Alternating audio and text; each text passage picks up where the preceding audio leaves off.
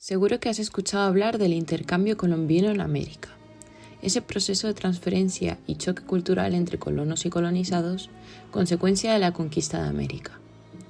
Fue acuñado por primera vez por el historiador Alfred Crosby en 1972 en su libro The Columbian Exchange, que relata la historia ambiental poniendo la visión sobre todo en aquel intercambio y generación de especies vegetales que propiciaron la especiación de nuevos productos agrícolas que impulsarían los grandes comercios imperiales.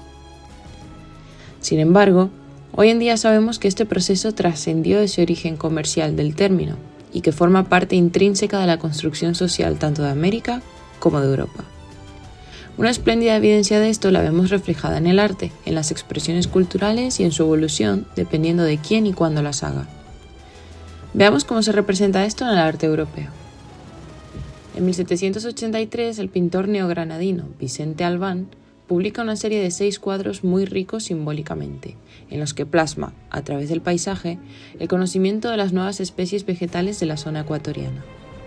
Sin embargo, en estos cuadros no solo se hace un estudio botánico, sino que se representan rasgos importantes de la sociedad neogranadina del momento y muestra un trasfondo cultural de gran bagaje.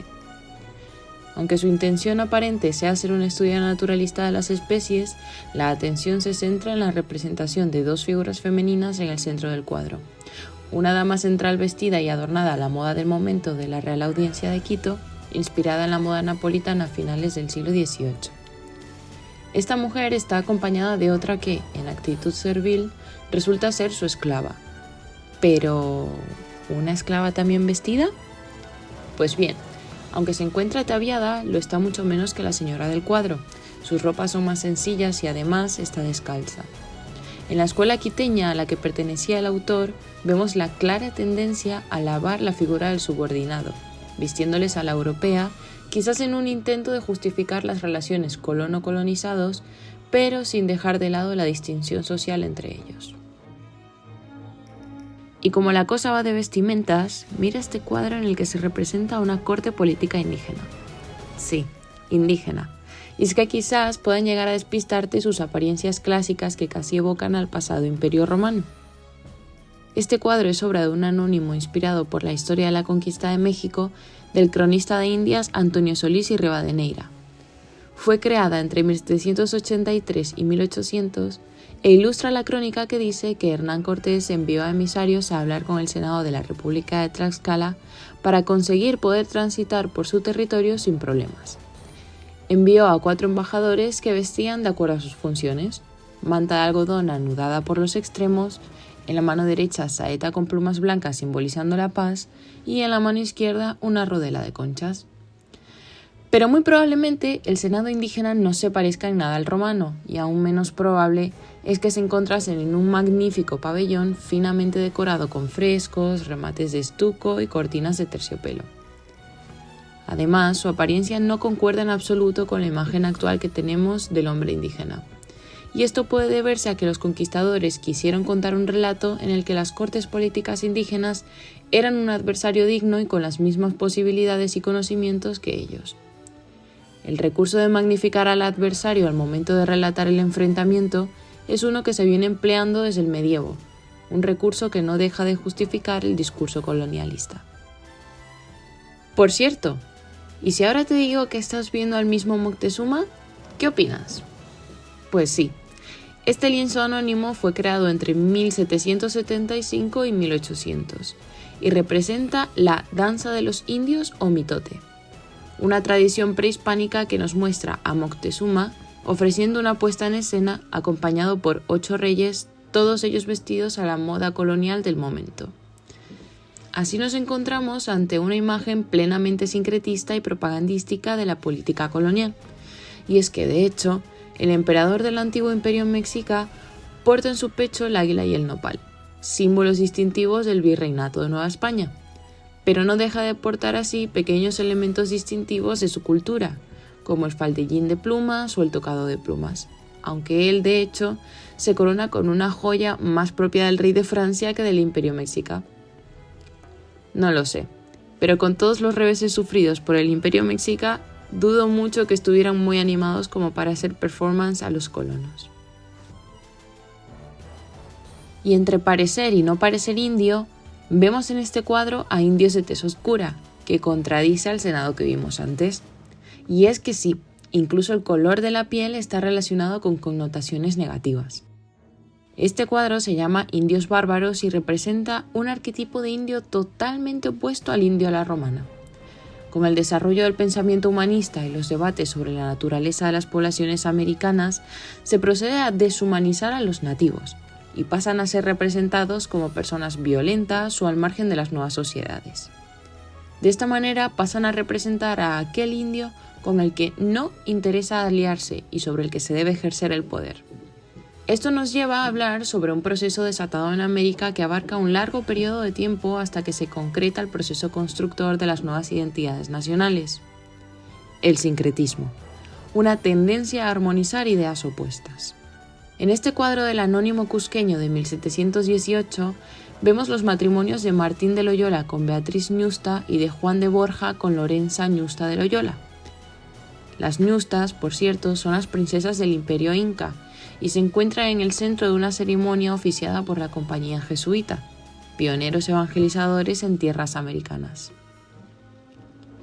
Este cuadro es un baluarte propagandístico que evoca esta tendencia antes citada, la del sincretismo, para la que los señores encomenderos españoles buscaban legitimar sus posturas de poder relacionándose, educando o casándose con las élites indígenas, quienes eran los realmente capaces de difundir el nuevo mensaje entre las poblaciones nativas.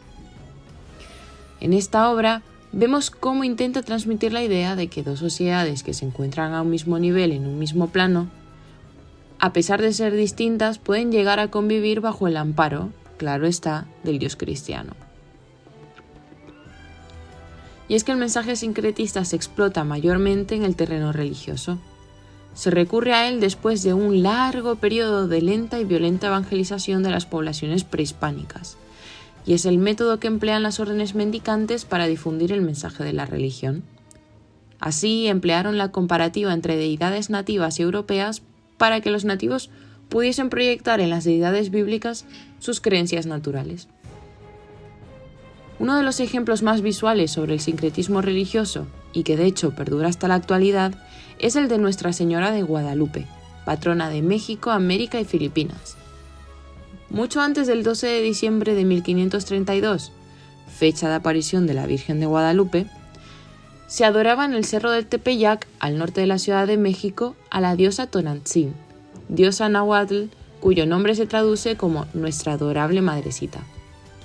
Los mexicas se dirigían en peregrinación al cerro y adoraban a su diosa madre. Sin embargo, tras la caída definitiva de Tenochtitlan, se abre un periodo de convencimiento a los indígenas que buscaba convertirlos a las enseñanzas evangelizadoras.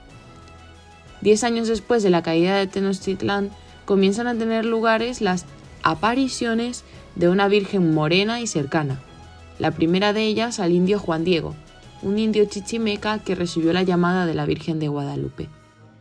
Este episodio, unido al sincretismo político del que hablamos en el cuadro anterior, facilita la identificación de los indígenas con la nueva deidad.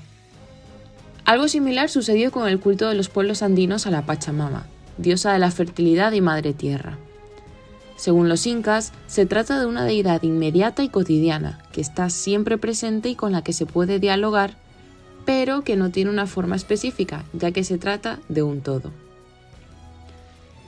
Esta diosa madre es importante para las culturas andinas en tanto que es protectora y proveedora de sus medios de subsistencia. Con la llegada de los conquistadores hispanos y la instauración del catolicismo romano como religión, el sincretismo adoptó la morfología de la Pachamama para adaptarla al culto de la Virgen María. Un ejemplo de ello lo vemos claramente en la representación de la Virgen del Cerro del siglo XVIII, en el que el Cerro Rico de Potosí, en Bolivia, es antropomorfizado, adquiriendo la imagen de la Virgen. Se trata de una exquisita obra del barroco hispano que promueve el sincretismo mezclando elementos cristianos como a San Gabriel con los dioses incas Inti, que representa al sol, y Quilla, a la luna. La montaña personificada cuenta la historia del hallazgo epifánico del indio Diego Hualpa en el cerro, además de la exploración de las primeras minas de Potosí y la esfera terrenal como indicador de la ciudad como gran central neurálgica del imperio inca. Pero además asisten al culto autoridades de la Iglesia Católica acompañados por el emperador Carlos V. Todo esto con el objetivo de integrar ambas culturas a toda costa. Con la necesidad de enviar una imagen benévola que permitiese a los nativos identificarse con el misticismo religioso y los convenciera de que eran la verdadera religión, los conquistadores cambiaron sus métodos por completo, removiendo todas estas sensaciones entre los indios nativos, aunque esto implicase cambiar casi por completo la imagen evocada del indio. Este cuadro de Manuel Arellano, titulado India Chichimeca, vemos la representación noble y benevolísima de una india con su hijo que, aunque esté enmarcado dentro de la pintura de castas, no sigue en absoluto las características de este género. De hecho, vemos a una india madre, abnegada y noble, tratada con muchísimo más respeto y cariño que de normal, y representa la imagen de la Virgen y el Niño, quien la acompaña, además de la significativa paloma en representación del Espíritu Santo. Pero esto es solo uno de los ámbitos que engloban este intercambio colonial. El arte es testigo de corrientes intelectuales, sucesos, intereses, un recurso que, desde luego, nos explica las distintas realidades de las sociedades involucradas en estos procesos. Todos estos mecanismos de hibridación social, intercambios e imposiciones han trascendido en el tiempo y el espacio hasta formar el carácter histórico y actual de las sociedades involucradas en este proceso. Sin embargo, llegados a este punto de brainstorming, esperamos haberte ayudado a apreciar la actualidad con otros ojos y a comprender que la historia no siempre es la que es, sino la que te cuentan.